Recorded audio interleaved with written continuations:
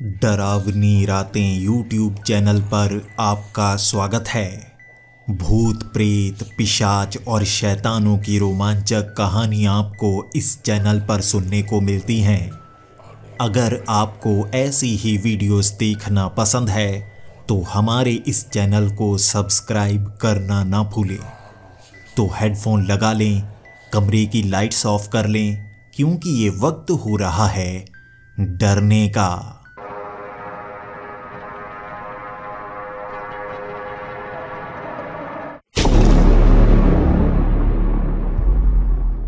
Hello दोस्तों, मेरा नाम अशोक है और मैं पेशे से एक सरकारी टीचर हूँ।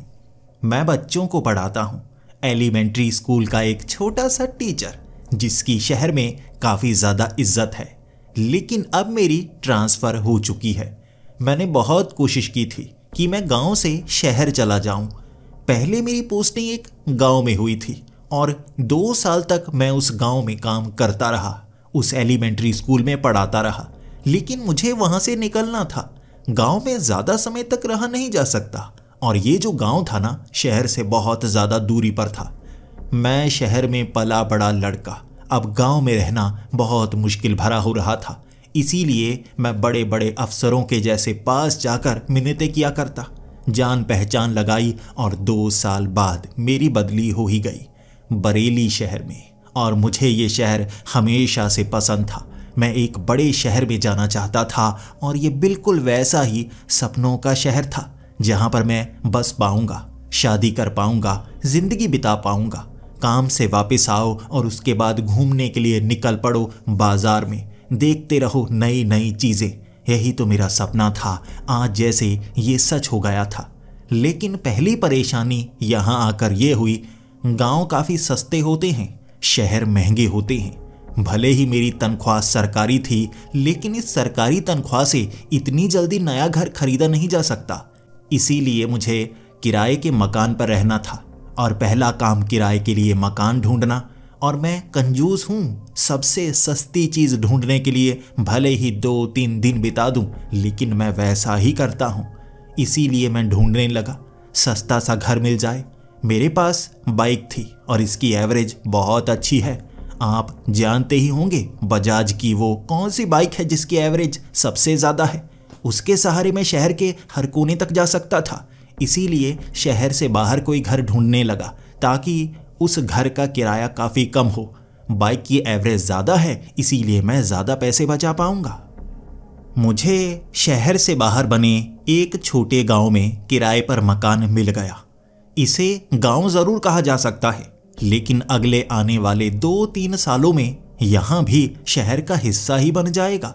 यहाँ से बड़ी बड़ी सड़कें निकलेंगी और यहीं किराए का मैंने सस्ता सा मकान ढूंढ लिया। पूरा का पूरा घर मुझे 2000 में मिल गया था। एक तो प्राइवेसी भी पूरी, ऊपर से इज्जत भी ज़्यादा। अगर मेरे रिश्तेदार यहाँ पर आएंगे, इस घर में 3 कमरे हैं और मुझे पूरा का पूरा घर दिया गया था। फर्नीचर का इस्तेमाल मैं कर सकता था, इसीलिए मुझे खुशी बहुत ज़्यादा थी। मकान मालिक बहुत ज़्यादा अच्छा था और उसका घर शहर के बिल्कुल बीच में था और ये घर वो बेचना चाहता था। 3 सालों से उसका घर बेचा नहीं जा सका, इसीलिए उसने किराए पर देना शुरू कर दिया। पहले जो परिवार वाले थे वो इस घर पर कब्जा करना चाहते थे, इसीलिए उसने सोचा किसी ऐसे लड़के को दूंगा जो कुंवारा हो, जिस पर भरोसा किया जा सके। उसने मेरे साथ कॉन्ट्रैक्ट किया 2 साल का। मैंने भी उस कॉन्ट्रैक्ट पर साइन कर दिया। अब 2000 में ये बड़ा सा घर किराए पर मुझे मिल चुका था और यहाँ से उस एलिमेंट्री स्कूल तक जाने में मुझे सिर्फ आधे घंटे का सफ़र करना पड़ता, और वो भी बाइक धीमी चलाते हुए। मैं ज़्यादा तेज़ बाइक नहीं चलाता। 3 दिन मैंने ऐसे ही गुजार दिए थे और चौथे दिन इस घर में मुझे एक छोटी सी परेशानी का सामना करना पड़ा। इस घर में पता नहीं कहाँ से धुआं आ जाता है। जब पहली बार थोड़ा सा धुआं आया था ना, मुझे लगने लगा था कहीं आग तो नहीं लग गई। भागा था मैं सीधा किचन की ओर। जब मैं किचन में जाकर चेक करने लगा, वहाँ तक कोई भी चीज़ धुआं नहीं छोड़ रही थी, तो ये धुआं बाहर से आ रहा होगा। तब तो मैं चुपचाप सो गया था।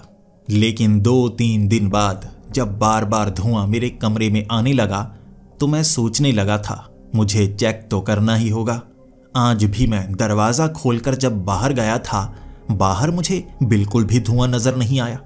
बाहर जरा भी ऐसी दुर्गंध नहीं आ रही थी जैसे किसी प्लास्टिक को जलाया गया हो। फिर मैं घर के अंदर आया और घर के अंदर ये बदबू आ रही थी।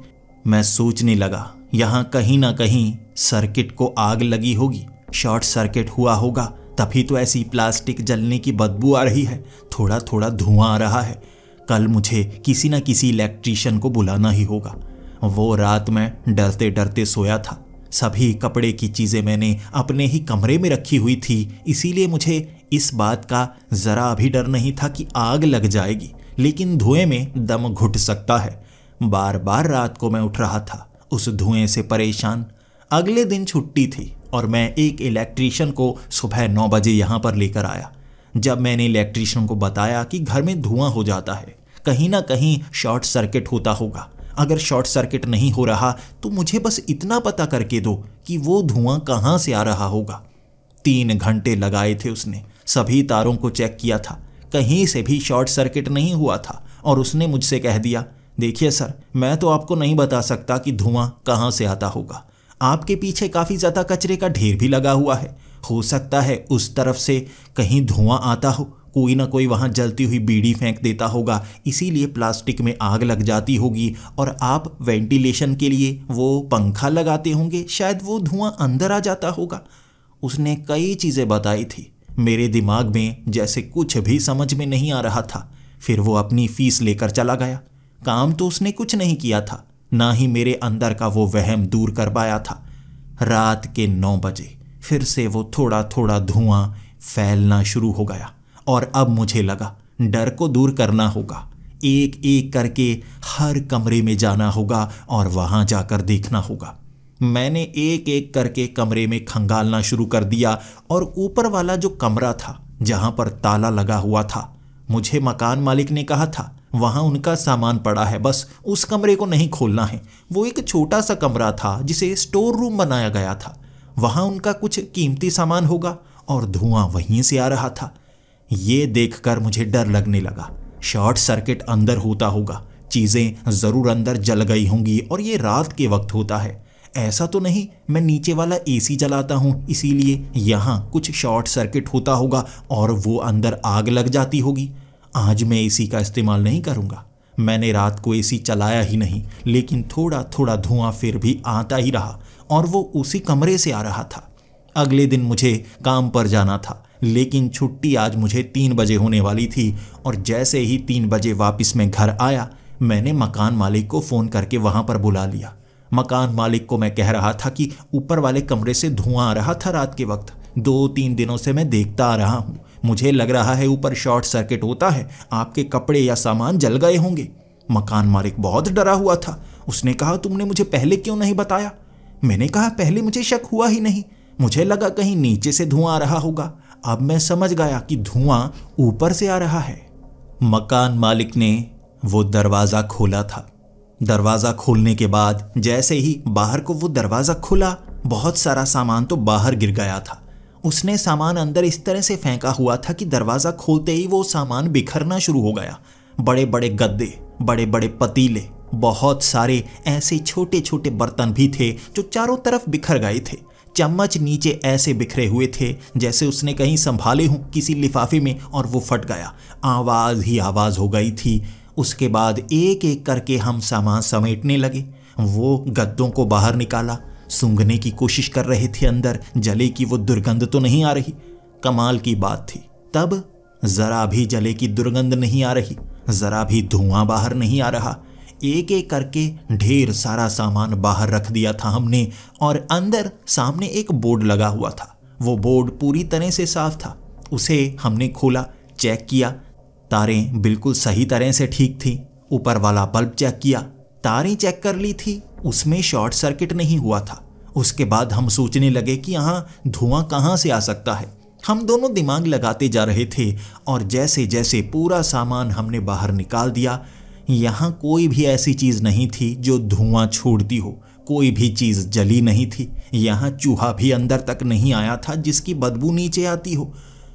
तो जो रात को धुआं घर में आ जाता है वो कहाँ से आता है? यहाँ से थोड़ा थोड़ा धुआं बाहर निकलता हुआ मैंने देखा तो था। उसके बाद मैंने ध्यान देना शुरू किया। वो स्टोर रूम में रखा जितना भी सामान था कोई कीमती नहीं था। पुराने सड़े हुए गद्दे, टूटे हुए चम्मच, ऐसा ही सामान बस वहां फेंका हुआ था।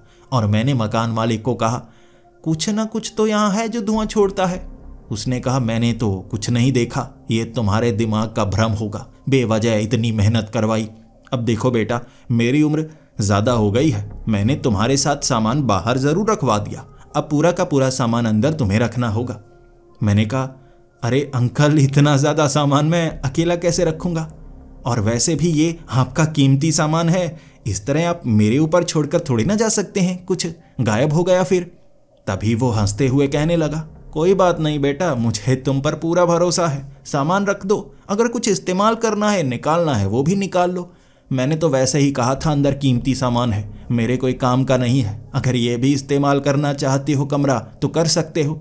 ये कहकर वो आदमी वहां से चला गया और चाबी भी मुझे दे गया था।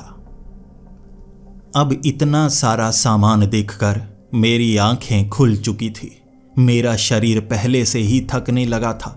ज्यादा काम देखकर शरीर आपका अपने आप कहने लगता है, बस अब मुझसे ये नहीं होगा।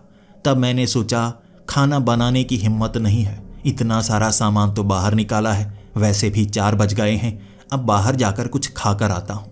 इस तरह मैं बाहर गया, एक ठेले से मैंने कुछ खाना खाया और 5 बजे मैं वापस आ गया। जब मैं वापस आया, सामान को देख रहा था। उसके बाद मैंने ऐसे ही उठा उठा कर अंदर सामान फेंकना शुरू कर दिया। मुझे गुस्सा था, इतना सारा सामान मैं अंदर कैसे रखूंगा? मैंने उसके काम की ही तो बात की थी, उसका ही तो सामान था अंदर, कहीं खराब हो जाता तो? वो मेरी बात समझ क्यों नहीं रहा था? ये सोचकर उठा उठा कर मैंने सामान अंदर फेंकना शुरू कर दिया और जैसे ही सारा सामान मैंने आधे घंटे में अंदर फेंका, वो बार बार खिसक खिसक कर बाहर निकलता आ रहा था। असल में ये कमरा छोटा था और रखा हुआ सामान ज़्यादा, इसीलिए एक के ऊपर एक रखना पड़ रहा था। मुश्किल से मैंने वो दरवाज़ा बंद किया और ताला लगा दिया। तब जाकर मुझे सांस आई थी और शरीर भी थक चुका था। उसके बाद मैं नीचे वाले कमरे में आ गया। स्कूल में बहुत सारा काम ऐसा होता है जो आपको घर पर करना पड़ता है। अगले दिन बच्चों को क्या क्या पढ़ाना है, पिछले दिन खुद भी समझना पड़ता है। अगर आपको लगता है कि टीचर सब कुछ जानते हैं, ऐसा नहीं होता। हमें कई ऐसे टॉपिक होते हैं जो बार बार पढ़ने पड़ते हैं। अब पूरी की पूरी किताब को दिमाग में थोड़ी ना घुसा सकते हैं, इसीलिए शाम के वक्त 1 घंटा लगाना पड़ता है, फिर जाकर आगे अगले दिन बच्चों को पढ़ाना पड़ता है। अब मैं पढ़ने की कोशिश कर रहा था। 3-4 चैप्टर मैंने कवर किए, जितनी भी ड्यूटी में करने वाला था। तब मैं आराम करने लगा और जैसा हर रोज़ हुआ करता था, आज फिर से वैसा धुआं धुआं सा वहाँ होने लगा था।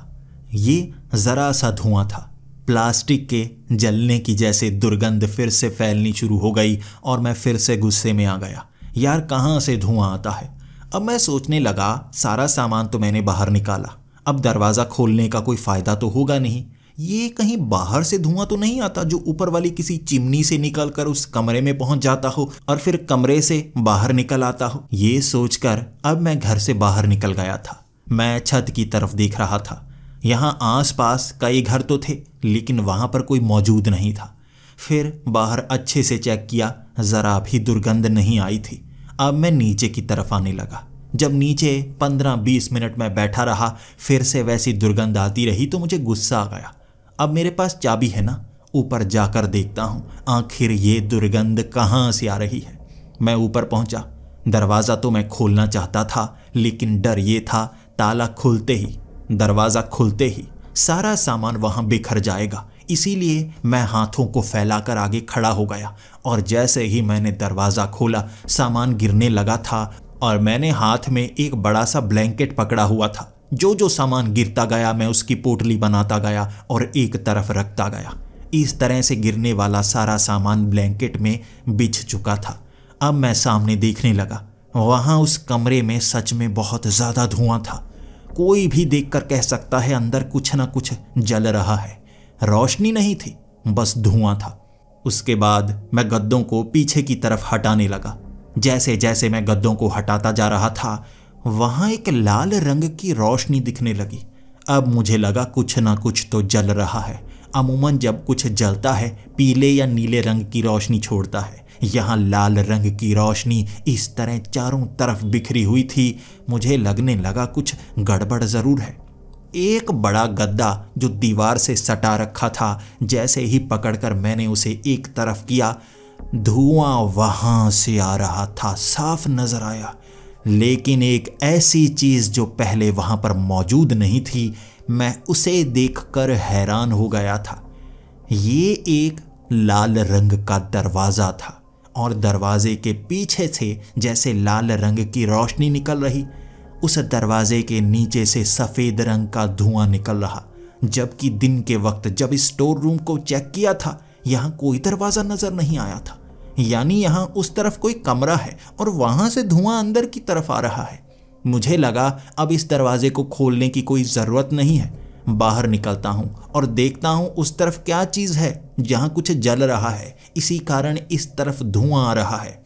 मैंने गद्दे फिर से उस स्टोर रूम में फेंक दिए। जल्दी से वो दरवाज़ा लगाया, जबकि वो ब्लैंकेट वाला सामान बाहर ही था।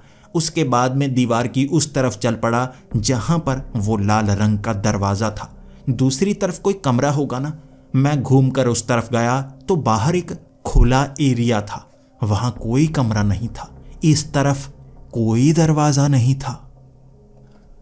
अब मैं सोचने लगा, अगर दीवार की इस तरफ कोई दरवाज़ा है ही नहीं तो स्टोर रूम के अंदर उस दीवार पर दरवाज़ा क्यों बनाया गया है, और उसके पीछे क्या कोई बल्ब लगाया गया है जिससे रोशनी निकल रही है, धुआं निकल रहा है। अब मैं थोड़ा गुस्से में आ गया था और फिर से सामान एक एक करके उस कमरे से मैं बाहर निकालने लगा। अब मैंने सामने से उस दरवाजे को देखा। उस दरवाजे के नीचे जो छोटी सी जगह थी, वहां से लाल रंग की रोशनी निकल रही। चारों तरफ से थोड़ी थोड़ी रोशनी बाहर की तरफ आ रही और धुआं भी वहां से निकल रहा था। ऐसा लग रहा था जैसे प्लास्टिक उसके पीछे जल रही हो।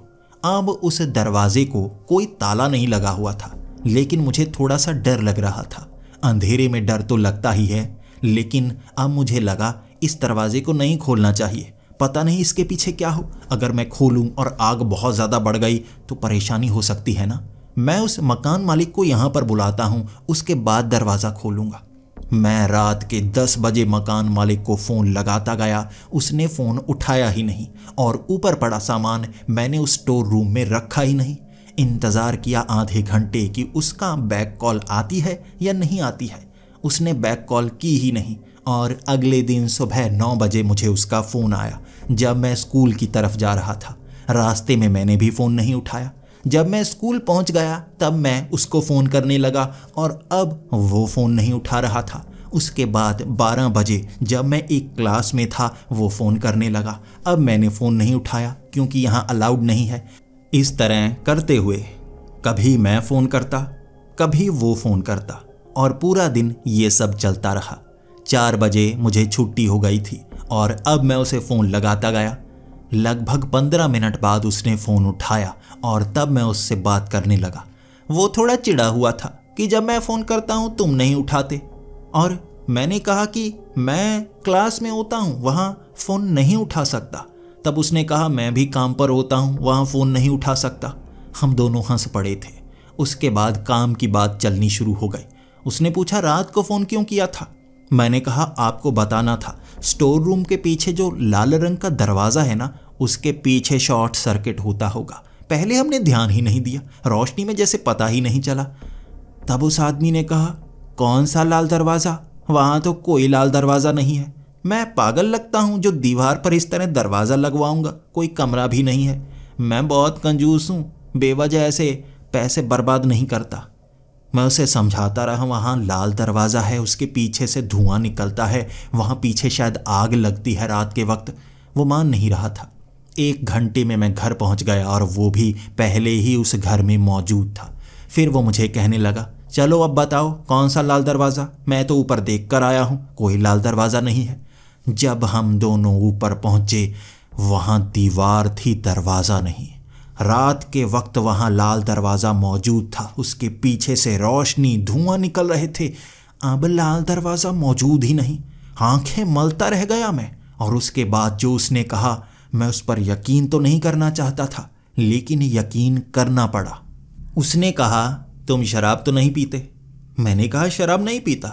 तब उसने कहा, ज़रूर तुम कोई दवाई खाते होगे नींद की? मैंने कहा, नहीं, मैं ऐसा नहीं करता, रात को मैं पढ़ता हूँ। तो उसने कहा, यकीनन तुम सो गए होगे और सपना ऐसा देखा होगा, क्योंकि कोई दरवाज़ा ऐसे गायब थोड़े ना हो सकता है। मैं अब उसे समझा रहा था दरवाज़ा है, लेकिन जब सबूत आपके खिलाफ हों, आप सच साबित कैसे हो सकते हैं? तो मैं झूठा साबित हो गया। उसने कहा, सामान बाहर मत रखो। मैं दोपहर को देखकर खुद हैरान था, सामान बाहर बिखरा पड़ा है, अंदर डालो इसे। मैं अब उसके सामने क्या कहता? मैं झूठा साबित हो गया था। उसे लग रहा था मैं जानबूझकर उसे परेशान कर रहा हूँ। सारा सामान हमने अंदर रखवाया और मैं सोचता रह गया। दिन के वक्त ना धुआं आता है ना बदबू, रात के वक्त वो रोशनी निकलती है उस दरवाजे से और धुआं आना शुरू हो जाता है। क्या मुझे रात को सपना आता है? क्या मैं जल्दी सो जाता हूँ या मुझे हेल्यूसिनेशंस होते हैं? ऐसा हो सकता है। 9 बजे का इंतज़ार किया था मैंने। खाना खाकर मैं पहले से तैयार बैठा था। मैं पढ़ाई भी कर चुका था अगले दिन, जो मैंने क्लास में बताना था।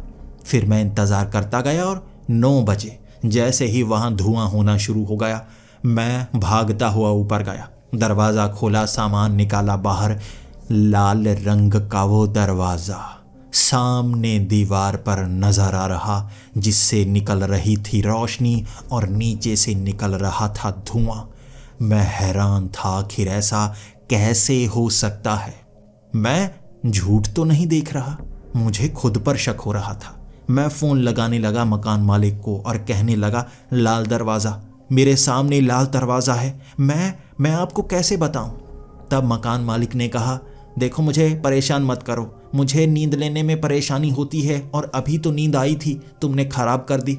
मैं उसे कहता जा रहा था, आप प्लीज़ यहाँ पर आइए, देखिए ये क्या चीज़ है, और वो मान नहीं रहा था। फिर मुझे लगा कैसे उसे यहाँ पर लेकर आऊँ। वो कह रहा था, रात को मैं सफ़र नहीं कर सकता, अकेले इतनी दूर कैसे आऊँगा? मैंने कहा, मैं बाइक लेकर आता हूँ, आपको लेकर भी आऊँगा, छोड़ कर भी आऊँगा, बस मेरी इस परेशानी को दूर कर दीजिए। वो मान गया। मैं लगभग 45 मिनट वो बाइक चलाकर उसके घर गया। 45 मिनट लगाकर मैं वापस आया और जब हम ऊपर पहुँचे, उसकी आंखें फटी हुई थी। दरवाज़ा? यहाँ दरवाज़ा कैसे आ गया? सुबह के वक्त तो दरवाज़ा नहीं था। मैंने कहा, बिल्कुल, मैं आपको यही तो कह रहा हूँ, यहाँ से धुआं आता है, बदबू, देखिए ये बदबू आपको आ रही है। उसने कहा, हाँ, बदबू आ रही है, धुआं भी ऐसे जैसे इस दरवाजे के पीछे आग लगी हो, लाल रंग की रोशनी। वो मुझे कह रहा था यहाँ कोई दरवाज़ा है ही नहीं। मैं उसकी बात पर यकीन कर रहा था। दिन के वक्त सच में यहाँ दरवाज़ा नहीं था। रात को दरवाज़ा कहाँ से आ गया? अब वो मकान मालिक बार बार भगवान का नाम लेता जा रहा था और ये कहता जा रहा था, ये कुछ ना कुछ भूतिया घटना है। आसपास किसी घर में किसी की मौत तो नहीं हुई? ये कोई भूत तो नहीं जो यहाँ दरवाज़ा लगाकर चला जाता है? उसकी बातों ने मुझे भी डरा कर रख दिया था। जल्दी से मैंने स्टोर रूम का दरवाज़ा बंद किया और वो मकान मालिक कहने लगा था, आप इस दरवाजे को मत खोलना और गलती से भी वो लाल वाला दरवाज़ा उसके करीब मत जाना। ये कोई भूतिया दरवाज़ा लगता है जिसके पीछे कोई भूत छिपा होगा, इंतज़ार कर रहा होगा कब तुम आओगे और वो शायद जला देगा। वो अंदर से धुआं इसीलिए छोड़ता है। अब उसकी बातों पर मैं यकीन तो नहीं करना चाहता था। मैं एक पढ़ा लिखा टीचर हूँ, ऐसी बात किसी के सामने करूँगा वो मुझ पर हंसने लगेगा, लेकिन जो हमने देखा था किसी को बता भी नहीं सकते थे। तब उस मकान मालिक ने ये कहा और वो यहाँ से चला गया। अब इस घर में मुझे ही रहना था। एडवांस में दे चुका था और वो वापस करने वाला तो था नहीं। पहले ही हमने कॉन्ट्रैक्ट किया था कि 6 महीने का एडवांस वो लेगा, जो वापस नहीं होगा अगर मैं घर छोड़ता हूँ। मेरे लिए तो ये मुश्किल की घड़ी आ गई। मुझसे ज़्यादा कंजूस कोई है ही नहीं, और अगर भूतिया घर में भी मेरे पैसे लगे हैं, भले ही भूतों के साथ रहना पड़ जाए, लेकिन मैं दिन बिताकर ही यहाँ से जाऊँगा। मैंने ठान लिया था ऊपर वाला दरवाज़ा खुलेगा ही नहीं, मैं ऊपर जाऊँगा ही नहीं, तो परेशानी होगी भी नहीं। अगले 2 दिन तक धुआं ऊपर से आता रहा।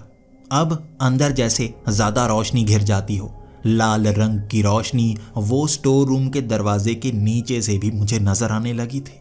मैं बस ऊपर जाना ही नहीं चाहता था, लेकिन फिर भी देखने के लिए जाता।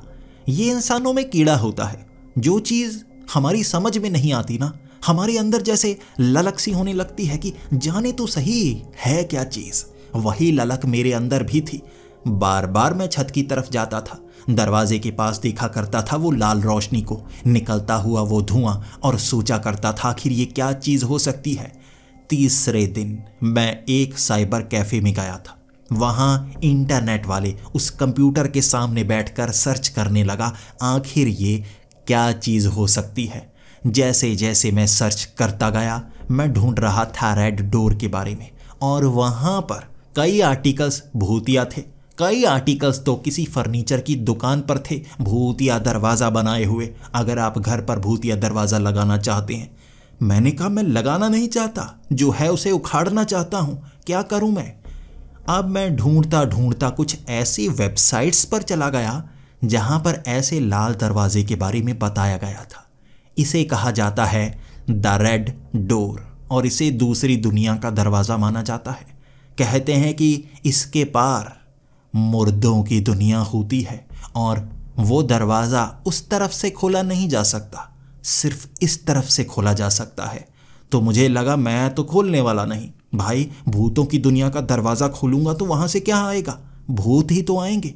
अब जैसे जैसे मैं आर्टिकल्स पढ़ता गया, एक चीज़ सब में कॉमन थी, द रेड डोर, जिसे भूतिया दरवाज़ा कहा जाता है दूसरी दुनिया का। ये तो पक्का हो गया, ये दूसरी दुनिया का दरवाज़ा है जो रात को नज़र आता है, और कहते हैं इसे बंद ही रखना चाहिए। ये जानने के बाद मैं अब और ज़्यादा चीज़ें पढ़ना नहीं चाहता था। जितना ज़्यादा मैं भूतों के बारे में पढ़ता जा रहा था, उतना ज़्यादा डर लगता जा रहा था। मैंने ठान लिया मैं ऊपर जाऊंगा ही नहीं, पढ़ने की ज़रूरत नहीं है, मैं ज़्यादा डरना नहीं चाहता। मैं सीधा आ गया घर, लेकिन फिर मन में कई सवाल उठने लगे। कुछ तो पता करूं। अब मैं इंटरनेट से ढूंढने की कोशिश नहीं करूंगा, वहाँ तो बहुत ज़्यादा डरावनी डरावनी कहानियाँ पढ़नी पड़ती हैं। यहाँ पड़ोसियों से पूछता हूँ इस घर में लाल दरवाज़ा आया कैसे, ये लाल दरवाज़ा कब से मौजूद है। हो सकता है वो मकान मालिक मुझसे कुछ छिपा रहा हो, वो यहाँ पहले से रहता आ रहा है। इस घर के लाल दरवाजे का उसे पता नहीं होगा तो किसे पता होगा। इसके बाद जैसे ही मैं पड़ोसियों से पूछने लगा था इस घर के इतिहास के बारे में, कई पड़ोसियों से पूछा। कुछ तो अजीब सी कहानियाँ सुना रहे थे, कुछ कह रहे थे यहाँ कुछ भूतिया कभी हुआ ही नहीं, जबकि कुछ का कहना था यहाँ पर काफ़ी साल पहले जैसे एक सफ़ेद रंग की भूतनी नज़र आई थी, सफ़ेद साड़ी में बाहर भागती हुई नज़र आई थी, और कई बच्चे डरकर अंदर चले गए थे। लेकिन कुछ दिनों बाद पता चला था पीछे एक कबाड़िए की पत्नी जो सफ़ेद साड़ी पहनकर लोगों को डराया करती थी, उसे बहुत पीटा गया था। बाद में कभी भी वो सफ़ेद साड़ी वाली चुड़ैल नज़र नहीं आई। कई लोगों का कहना है कि बेवजह लोगों ने उसकी पत्नी को पीटा, कई लोगों का कहना है कि सच में वही लोगों को डराया करती थी, लेकिन बाद में कभी नज़र नहीं आई। अब मैं सोच रहा था लाल दरवाजे से इसका क्या रिश्ता। लोग तो कहानियाँ खींचना शुरू करते हैं ना, तो इतनी खींच देते हैं कि आप दूसरी दुनिया तक जा सकते हैं। उन कहानियों में घुसना भी नहीं चाहिए। मुझे इस घर की कहानी का पता करना है। जितने पड़ोस के घर थे मैं उन लोगों से पूछता गया किसी लाल दरवाजे के बारे में। अब लाल दरवाजे के बारे में किसी को पता नहीं था, वो तो दरवाज़ों की कहानियाँ बताते गए। तो मैं समझ गया इन लोगों से बात करने का कोई फ़ायदा नहीं है। वो तो नींबू मिर्ची की कहानियाँ बताने लगे थे। घर के बाहर नींबू टांगो, मिर्ची टांगो, यहाँ ज़मीन में खड्डा कर लो, खड्डे में अपना सर गाड़ दो, उसके बाद 5 मिनट तक सर घुमाते रहो बेलन की तरह। अब ऐसे ऐसे नुस्खे बताए थे मुझे पड़ोसियों ने। मुझे लगने लगा इनके पास ज़्यादा दिन रह गया ना मैं, ये मुझे पागल कर देंगे। उस रात मैं नीचे ही वो किताब को पढ़ रहा था, तभी वो धुआं कुछ ज़्यादा ही हो गया। आज दम नहीं घुट रहा था, बस वो धुआं बड़ा हुआ था, हर कमरे में धुआं। तभी मुझे वो सामने वाली खिड़की के पीछे कोई खड़ा हुआ नजर आया। ये जैसे कोई लंबे बालों वाला आदमी था, तगड़ा शरीर था उसका, लेकिन पूरी तरह से काला चेहरा, शरीर भी पूरी तरह से काला जैसे तेल मला हुआ हो। एक तो ये धुएं में साफ साफ नजर नहीं आ रहा और सामने खिड़की में वो खड़ा। मैं इतना ज़्यादा घबरा गया कि मैं दूसरे कमरे की तरफ भागा। फिर अपने दिल को संभाला जिसकी धड़कन बहुत ज़्यादा तेज़ हो गई थी। पास पड़ा मैंने डंडा उठाया और मैं सोचने लगा, मैं बस भूतों के बारे में क्यों सोचे जा रहा हूँ। घर के बाहर खिड़की के सामने कोई खड़ा था, हो सकता है कोई चोर हो। मुझे घर से बाहर निकलना होगा, एक बार देखना होगा वो है क्या चीज़। उसके बाद मैं घर से बाहर निकला। बाहर ज़रा भी धुआं नहीं था, घर के अंदर ही धुआं था जो घर से बाहर तक निकला नहीं करता था, जैसे घर के अंदर घूमता और गायब हो जाता। अब उस खिड़की के बाहर कोई नहीं खड़ा था। मैं चारों तरफ देखने लगा वो डंडे को लेकर। बाहर कोई नहीं था, शायद जो होगा वो यहाँ से जा चुका होगा। फिर मैं अपने कमरे में आ गया और इस बार मैंने खिड़की को खुला नहीं छोड़ा, बंद कर दिया। अब खिड़की खोलूंगा, कहीं कोई बाहर आकर खड़ा हो गया, मुझे तो दिल का दौरा पड़ जाएगा ना, मैं तो मारा जाऊंगा और लोग समझेंगे कि मुझे भूत नजर आया था और मैं डर कर मर गया। असलियत तो कुछ और ही हो जाएगी।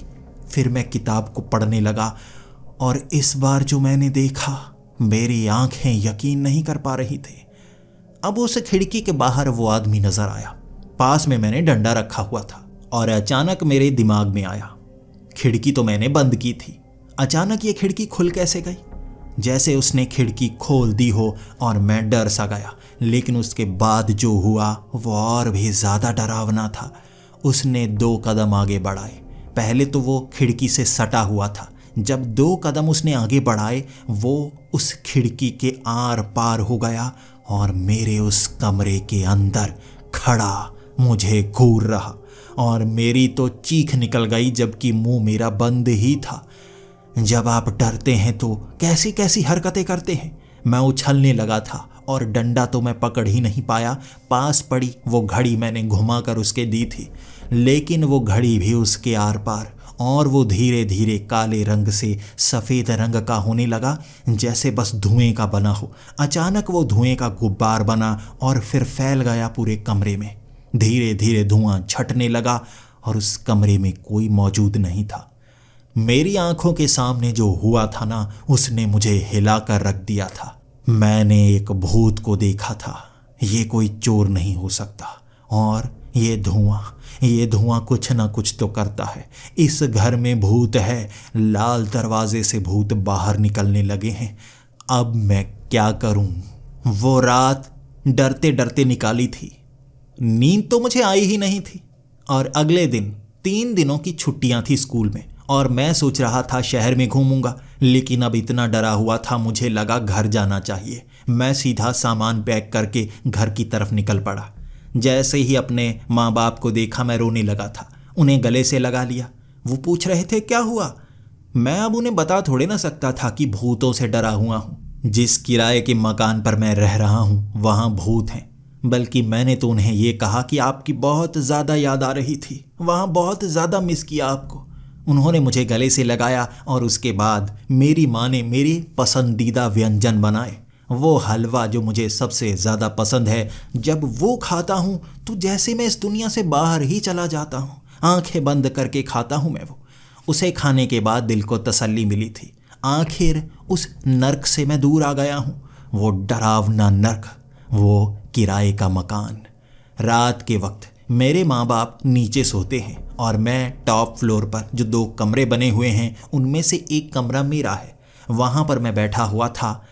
अचानक मेरे कमरे में एक बदबू सी आने लगी। मैं घबराने लगा था। नहीं नहीं नहीं, वैसी बदबू दोबारा नहीं। उसके बाद वो प्लास्टिक सड़ने की बदबू पूरे कमरे में फैल गई। जल्दी से मैं कमरे से बाहर निकला और देखने लगा वो बदबू कहाँ से आ रही है। लेकिन मेरे कमरे से बदबू आ रही थी, बाहर से नहीं। उसके बाद मैं दोबारा कमरे में गया और अब उस कमरे में थोड़ा थोड़ा धुआं सा होने लगा था। मेरी घबराहट की एक वजह थी। धुआं बाथरूम से आ रहा था जो मेरे कमरे से अटैच था। धीरे धीरे चलता हुआ मैं गया था। जैसे ही मैंने वो बाथरूम का दरवाज़ा खोला, वो टॉयलेट सीट के पीछे बना हुआ लाल दरवाज़ा, जिससे धुआं भी निकल रहा था, रोशनी भी निकल रही थी। ये देखते ही मेरी टांगें कांपने लगी। मैं क्या बताऊं, ऐसा लग रहा था ये चीज मेरा पीछा करने लगी है। उस घर से निकला वो लाल दरवाजा अब मेरे पीछे पड़ चुका है। मैं फिर डर कर नीचे भागा। जैसे ही मैं अपने पिता के कमरे में गया, मैं उन्हें उठा रहा था। वो ज्यादातर रात को नींद की गोली खाकर सोते हैं, उठते नहीं, लेकिन बार बार अगर उन्हें हिलाता रहूं तो उन्हें उठना ही पड़ा। उन्हें आधी नींद चढ़ी हुई थी, लेकिन फिर भी वो मेरी बात मानकर उठे। मैं उनसे कहने लगा, पिताजी जल्दी चलिए, मुझे बहुत खतरे का एहसास हो रहा है। पिताजी आपको एक सच बताना है। मेरा घबराया हुआ चेहरा देखकर मेरे पिता कहने लगे थे, क्या बात हुई? कुछ ज्यादा गड़बड़ लगती है, तू डरा हुआ क्यों है? तेरे सर से इतना पसीना क्यों बहे जा रहा है? मौसम तो ठंडा है ना? मैंने कहा, पिताजी चलिए। जैसे ही पिताजी को अपने कमरे में लेकर गया था ना मैं, सामने वाला वो बाथरूम का दरवाजा खोला, अंदर से धुआं, और मेरे पिता ने वो लाल दरवाजा देखा था। उन्हें तो पता तक नहीं था ये क्या चीज है। मैंने कुछ बताया तक नहीं, जबान हिल नहीं पा रही थी मेरी, लेकिन उस लाल दरवाजे को देखकर मेरे पिता की फटी हुई आंखें ये बयां कर रही थीं, उन्हें जैसे कुछ पता हो। उन्होंने जल्दी से वो दरवाज़ा बंद किया, खींचते हुए मुझे नीचे वाले कमरे में ले आए और मुझे गले से लगाकर कहने लगे, डर मत बेटा, डर मत, कुछ नहीं होगा, कुछ नहीं होगा, कोई बात नहीं, कोई बात नहीं। जैसे नींद की गोली का असर खत्म हो गया था, घबराहट उनमें मुझसे ज़्यादा थी। मैं लाल दरवाजे के बारे में जानता था, वो भूतिया है। मेरे पिता ने तो बस लाल दरवाज़ा ही देखा था। सवाल तक नहीं पूछा, सीधा खींचकर मुझे नीचे ले आए। मैं उनसे सवाल करना चाहता था, लेकिन खुद को पहले संभालना भी चाहता था। वो रात मैंने अपने माँ बाप के कमरे में बिताई थी। माँ ने भी सवाल पूछे थे, मेरे पिता मेरी माँ को बताना नहीं चाहते थे। जब वो अंधेरा छंटा, सुबह हो गई, तब मेरे पिता ने पहले चाय बनाई, हम सबको चाय दी और वहाँ डाइनिंग रूम में बैठकर अब मेरे पिता ने शुरू से बताना शुरू किया। वो कह रहे थे, बचपन में भी ये चीज़ हो चुकी है। ये लाल दरवाज़ा बचपन में भी एक बार नज़र आया था और तब भी बहुत बुरा हुआ था, बहुत मुश्किल से वो देखा था। मैंने अपने पिता से पूछा, यह लाल दरवाज़ा पहले भी आ चुका है? तब मेरे पिता कहने लगे, तुझे याद नहीं? तुझे कुछ भी याद नहीं? जब तू 6 साल का था तब क्या हुआ था? क्या तुझे कुछ भी याद नहीं? मैंने कहा, नहीं, क्या याद होना चाहिए? मेरे पिता तब स्टोर रूम में गए थे, पुराने बक्से खंगालने लगे थे और मेरी स्कूल की पुरानी किताबें, मेरे पुराने अवार्ड्स, स्कूल से मिले हुए मेडल्स, उनके बीच रखा हुआ एक बक्सा जो कि मेरे स्कूल टाइम का था। अब मेरे पिता ने वो बक्सा निकाला और उसके अंदर से छोटी छोटी डायरी, कई ड्राइंग्स वो निकालते हुए मेरे सामने रख चुके थे। और एक ऐसी ही डायरी में जब मैं टूटे फूटे शब्दों में लिखा करता था, वहाँ एक पन्ने पर ये लाल दरवाज़ा बना हुआ। लाल दरवाजे के बीच में एक सांप का अजीब सा चित्र बना हुआ था, एक कलाकृति सी, और ऐसी ही मैंने यहाँ पर बनाई थी। मेरी ड्राइंग उस समय इतनी अच्छी नहीं हुआ करती थी। मैं तो खुद पिता से पूछ रहा था, ये मैंने बनाया? उन्होंने कहा, हाँ, देख कितना साफ बनाया, ऐसा लग रहा है तस्वीर है, ये तूने बनाया था। और ये दरवाज़ा, इसके नीचे लिखी वो तारीख। हमें लगा था ये सब खत्म हो गया। मैंने जब नीचे वाली तारीख देखी ना, ये 3 दिन पहले की तारीख थी। मैंने पिता से पूछा, ये तारीख किसकी है? तब मेरे पिता ने कहा, हमें लगा था ये तारीख बस डराने के लिए है, लेकिन इसका भी एक मतलब है। हम अब समझ पाए हैं, इसका भी एक मतलब है। अब मेरे पिता ने बताना शुरू किया था, जब तुम 6 साल के थे ना, तब तुम्हारे दादाजी की मौत हुई थी, लेकिन तुम अपने दादाजी को बहुत ज़्यादा याद किया करते थे, अपने दादाजी से दोबारा मिलना चाहते थे। हमने तब कहा था कि मरे हुए से वापस मिला नहीं जा सकता, लेकिन तुम्हारा मानना था मरे हुए लोगों से भी मिला जा सकता है। तब हमने पूछा था कैसे, और तुमने उस उम्र में जवाब दिया था, लाल दरवाज़ा। जो बच्चे होते हैं वो 7 साल तक लाल दरवाजे को देख सकते हैं। वो जब कमरे में अकेले होते हैं, वो दरवाजे की तरफ देखकर मुस्कुराया करते हैं। दरवाज़ा सिर्फ इस तरफ से खोला जा सकता है, दूसरी तरफ से नहीं खोला जा सकता। ज़्यादातर 99.99% बच्चे उस दरवाजे की तरफ कभी जाते ही नहीं, और जैसे जैसे बड़े होते चले जाते हैं दरवाज़ा आंखों के सामने से गायब होना शुरू हो जाता है, उसकी सच्चाई दिमाग से गायब होनी शुरू हो जाती है, दरवाज़ा नज़र नहीं आता। लेकिन कुछ बच्चे जो करोड़ों में एक होते हैं वो दरवाजे को खोलने का तरीका जानते हैं, उसके पीछे से एहसास कर पाते हैं कौन खड़ा है। और तुमने भी उस लाल दरवाजे के बारे में बताया था। बच्चे इस लाल दरवाजे के बारे में नहीं बता सकते, जैसे कुछ ऐसी चीज़ें हैं दुनिया की जो मौजूद हैं लेकिन पता नहीं लग पाती। तुमने तस्वीरें बनाकर लाल दरवाज़ा दिखाया था और कहा था दादाजी दरवाजे के पीछे हैं। हम तुम्हें कहा करते थे नहीं दादाजी मर चुके हैं, तुम कहा करते थे लाल दरवाज़ा उसके पीछे दूसरी दुनिया है, मरे हुए लोग उस दरवाजे के पीछे होते हैं, और तुम अपने दादाजी से बस एक बार मिलना चाहते थे, बस एक बार। हमें तुम पर यकीन नहीं था, इसीलिए हम मजाक में कहने लगे ठीक है खोलो लाल दरवाज़ा, दिखाओ तो लाल दरवाज़ा। तब तुमने वो लाल दरवाज़ा खोलकर दिखाया था।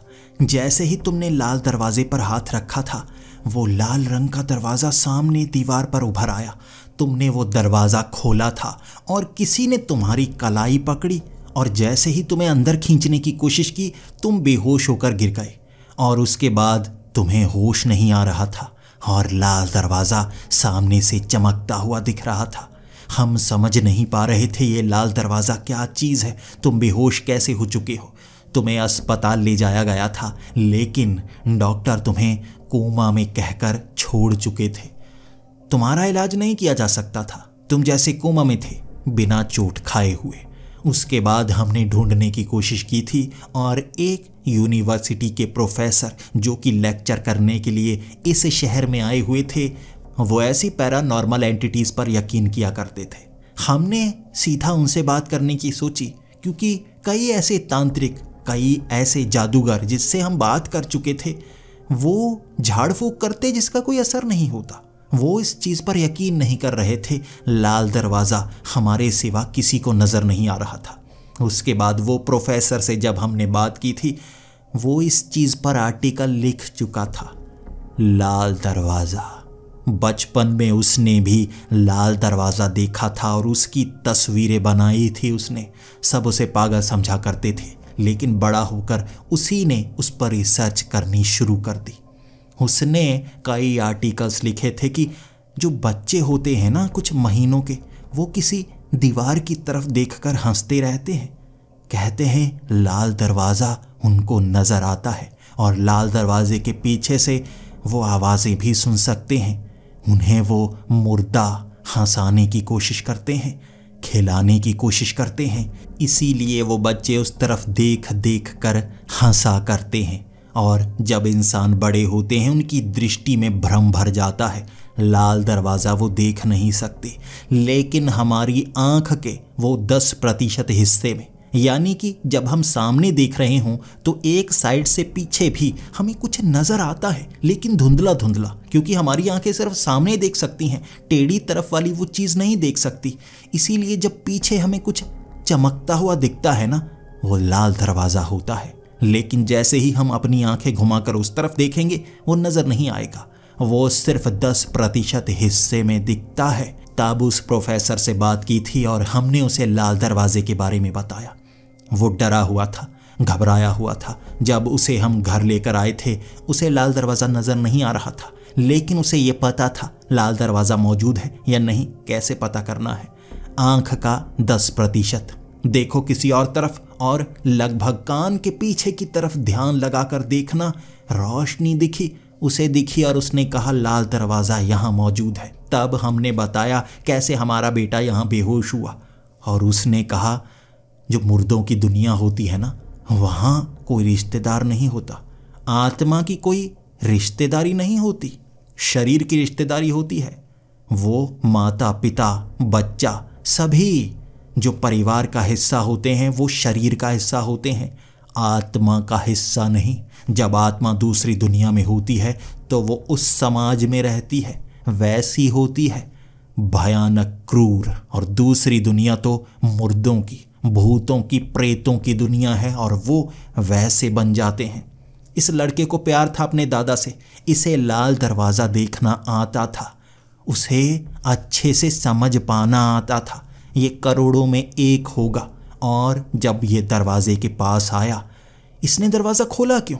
कहते हैं कि खुद बच्चा दरवाज़ा नहीं खोल सकता, अगर उसे उकसाया ना जाए तो वो दरवाज़ा खोलता ही नहीं। हमने कहा था दरवाज़ा खोल कर दिखाओ, और तब वो कहने लगा, क्या गलती कर दी आपने।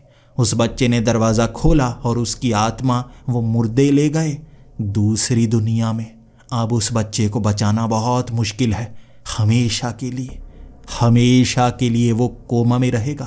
तब मेरे माता पिता ने उनकी बहुत मिन्नतें की थी और उस प्रोफेसर ने कहा था, एक तरीका है, लाल दरवाज़ा लाल रोशनी छोड़ता है मुर्दों की। जो उस दरवाजे को देख सकता है वो उसे खोल भी सकता है।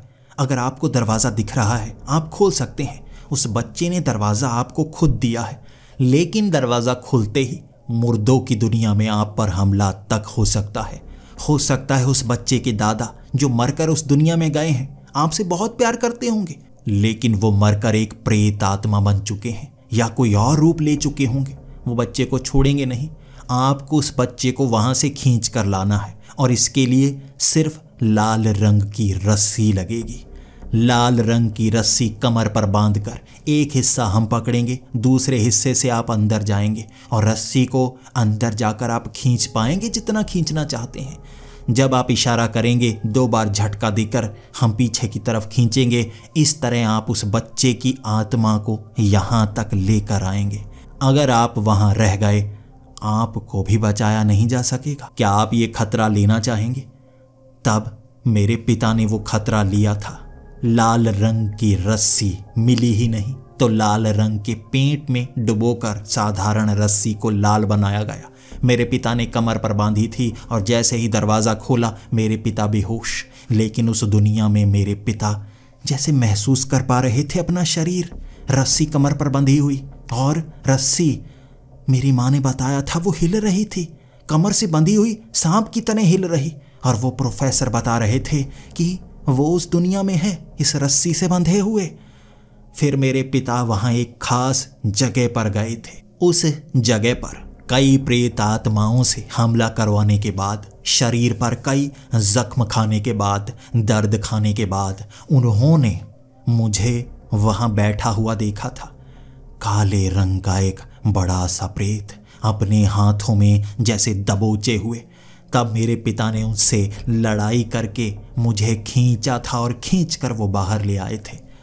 जो जख्म उनकी आत्मा पर हुए थे वो उनके शरीर पर निशान बन गए थे और मेरे पिता ने वहाँ वो निशान दिखाए थे। और उसके बाद वहाँ एक कागज़ जो उस दरवाजे से बाहर निकला था, वो दरवाजे से बाहर निकला कागज़ और दरवाज़ा गायब हो गया था। सिर्फ मुझे दिख रहा था, मेरे पिता को नहीं।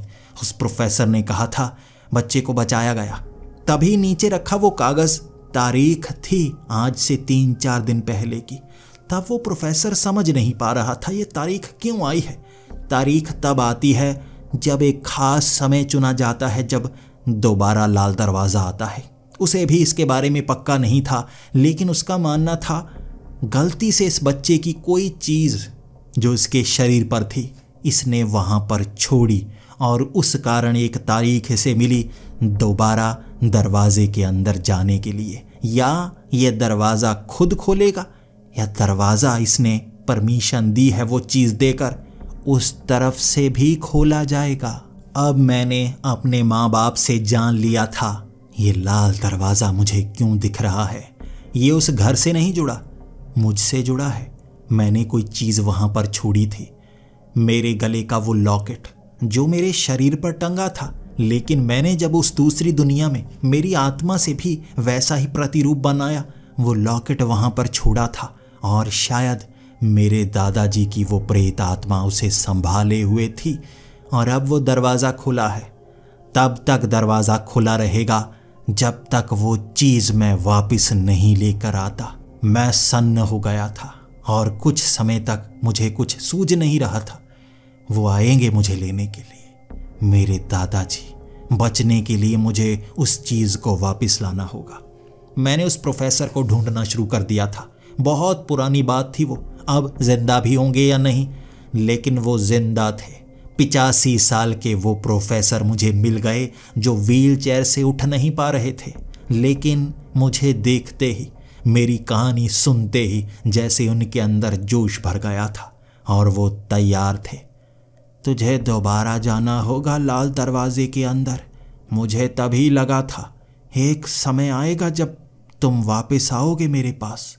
वो तारीख जो उस कागज़ पर थी वो खास कारण से थी, बताने के लिए कि तुम्हें लेने के लिए वो आएंगे। समय दिया गया था तुम्हें बस। इसके बाद वो लाल रस्सी का इंतज़ाम किया गया और वो दरवाज़ा मेरे घर के बाथरूम के अंदर मुझे दिख रहा था। वो दरवाज़ा मेरे पिता को दिख रहा था और जब मैंने वो दरवाजे पर हाथ लगाकर उस व्हील चेयर पर बैठे प्रोफेसर को दिखाया, उसे भी वो दिखने लगा। पकड़ लिया था 3 लोगों ने उस रस्सी को और उसके बाद मैं उस दरवाजे के पार गया था अपने उस छोटे से लॉकेट को लेने के लिए। वो दूसरी दुनिया पूरी तरह से लाल रंग की थी, धुआं ही धुआं, और जिस चीज़ के बारे में मैं सोच रहा था वो चीज़ बार बार सामने आती। मैं सोच रहा था भूत प्रेत ना मिले, वहाँ अजीब अजीब प्रेत जो मुझ पर हमला करना चाहते। मैं भागता, वो रस्सी रबर जैसी बन गई थी। कभी मैं इधर भागता, कभी उधर, जो चीज़ सोचता वही नज़र आती। और तब मुझे समझ में आ गया दिमाग पर कंट्रोल करना है, लेकिन डर हावी होता है तो वो चीज़ सामने आती है जो सबसे डरावनी हो। दादाजी बड़े आकार के मुझे दबोचे हुए, मेरे पिता ने यही बताया था ना। और सामने एक बड़ा काले रंग का पेड़। पहले मुझे छोटी छोटी जगह दिख रही थी, अब धुआं बहुत ज़्यादा छंटा था और सामने हमारा वो पुराना घर दिख रहा। उस घर के बाहर बैठा एक 12 फुट का काले रंग का बड़ा सा प्रेत और उंगली से इशारा कर रहा, इधर आओ, इधर आओ, और हाथ में वो लॉकेट पकड़ा। मुझे बचने के लिए वो लॉकेट को छीनना था, लेकिन यहाँ क्या क्या और देखने को मिलेगा मैं नहीं जानता था। मेरी आत्मा पर हुए जख्म मेरे शरीर पर भी होंगे। यहाँ मैं मरा तो समझो वहाँ भी मैं मरूंगा। जैसे ही मैं उस बड़ी प्रेत आत्मा के पास गया, उसने मुझे पकड़ लिया और पास में मेरी रस्सी को एक खूंटे से बांध दिया और वो हंसता हुआ मेरी तरफ देख रहा। आत्मा जो मेरे दादाजी की थी, अब वो मेरे दादाजी नहीं थे। रिश्तेदारी शरीर से होती है, आत्मा से नहीं। तब समझा था मैं। खूंटे से बांधकर वो प्रेत आत्मा हंस रही, लेकिन किसी तरह मैंने उसके हाथ से वो लॉकेट छीन लिया था और वो अपने नाखूनों से मेरे शरीर की चमड़ी को खींच रहा। बार बार वो खींचता और दोबारा छोड़ देता, जैसे तारकोल हो जिसे खींचा जाता है दोबारा वैसा आकार हो जाता है। मेरा मांस वैसे हो रहा था और मैं खुद को खूंटे से छुड़ा नहीं पा रहा था। तभी उस धुएं की चादर को चीरते हुए मेरे पिता भी आए थे। वो इस रस्सी के दूसरे हिस्से को पकड़े हुए जल्दी से यहाँ आए थे और मेरे दादाजी को जैसे धक्का देकर पीछे किया। मुझे खूंटे से निकाला और हम दोनों भागते हुए उस लाल दरवाजे से बाहर जाना चाहते थे। मैंने एक पल के लिए पीछे मुड़कर देखा था।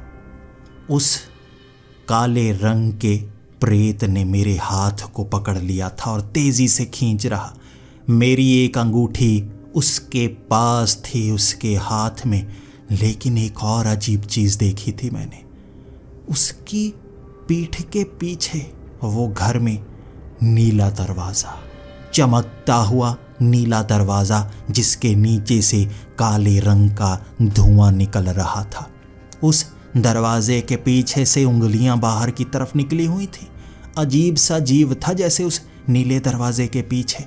लेकिन वो क्या दरवाजा है? इस दूसरी दुनिया के पार का कोई दरवाजा या कुछ? जवाब देने वाला कोई नहीं था। जो जवाब देना चाहता था वो मुझे खूंटे से बांधना भी चाहता होगा। बस हम दोनों वहां से निकले थे। जैसे ही उस दरवाजे के पार आए वो लाल दरवाजा गायब। और उसके बाद वो व्हील चेयर पर बैठा प्रोफेसर मुस्कुरा रहा। मेरे पिता मुझे खींचकर ले तो आए थे, लेकिन मेरी अंगूठी उसी के पास थी और नीचे एक बड़ा सा कागज का टुकड़ा जिस पर तारीख 10 साल बाद की थी। इससे पहले कि हम खुशी मनाते, वो कागज ने मातम का माहौल पैदा कर दिया था। लेकिन उस प्रोफेसर ने मुस्कुराते हुए कहा था, यही तो है जिंदगी, यही तो है, हमें समय ही तो मिलता है जीने के लिए। तुम्हें भी 10 साल का समय मिला है, उसके बाद कौन सा मर जाओगे। दोबारा कोशिश करना, शायद मैं जिंदा ना रहूं, लेकिन तुम्हारे पास मौका होगा जैसे सबको मिलता है। जब हम पैदा होते हैं हमारी तारीख लिख दी जाती है, हम कब मरेंगे बस हमें पता नहीं होती। सबको पता है हम मरेंगे तो पक्का मरेंगे, लेकिन तारीख नहीं जानते। तुम्हारे पास भी एक तारीख है, लाल दरवाजे के खुलने की। मैंने भी मुस्कुराते हुए कहा था, यकीनन मैं तैयार रहूंगा। ये मेरी कहानी है जो शायद 10 साल बाद दोबारा शुरू होगी। इसका आगे का हिस्सा 10 साल बाद शायद मैं बता पाऊं या ना बता पाऊं। मैं कहानी का आगे का हिस्सा लेकर ज़रूर आऊँगा, लेकिन 10 साल बाद। आपसे भी मैं यही कहना चाहूँगा, जब कोई बच्चा मुस्कुराता हुआ दीवार की तरफ देख रहा हो ना, उसको कुछ सवाल मत पूछना, बस आप उसकी आंखों में देखकर मुस्कुराते रहना। अगर कोई बच्चा आपको ये कहे लाल दरवाज़ा दीवार पर है, तब उससे ये मत कहना उस लाल दरवाजे को खोल कर दिखाओ। मेरा यकीन कीजिए, वो लाल दरवाज़ा खोला ना, आपकी ज़िंदगी बदल जाएगी। और आपकी आँखों के पीछे देखने की कोशिश कीजिए, आपके घर में भी कोई लाल दरवाज़ा तो नहीं।